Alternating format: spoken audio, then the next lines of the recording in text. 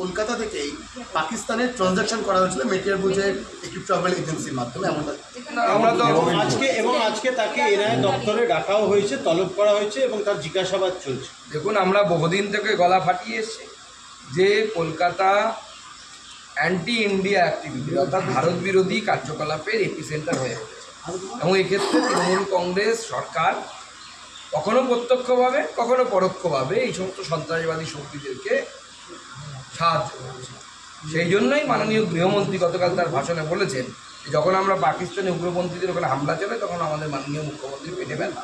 কিন্তু কল্যাণ বন্দ্যোপাধ্যায় আজকে এবং গতকাল থেকে তৃণমূল কংগ্রেস অমিত শাহ চলে যাওয়ার পর থেকেই বলছেন অমিত শাহ তিনি হিটলার, তিনি কংসমামা, বিভিন্ন রকমের কথা বলা হচ্ছে এবং বিএসএফ কে আবারও দায়ী করা হয়েছে। অমিত শাহ কেন জঙ্গি প্রবেশ আটকাতে পারছে না সেই প্রশ্ন করা হয়েছে। দেখুন, জঙ্গি প্রবেশ কাশ্মীরে কোনো আটকানো সম্ভব না, কারণ আপনারা জানেন কাশ্মীরের জিওগ্রাফি এমন আছে যে সেখান দিয়ে পাহাড় পর্বত আছে, সেখানে ফেন্সিং করা সম্ভব না। কল্যাণবাবু তো আমি চ্যালেঞ্জ করছি, উনি যদি করতে পারেন ওকালতির বুদ্ধি দিয়ে করিয়ে রেখে দিই। আর 400-450 কিলোমিটার তো পশ্চিমবঙ্গের জমি ফাঁকা, জমি দেননি আপনারা, ফেন্সিং হয়নি।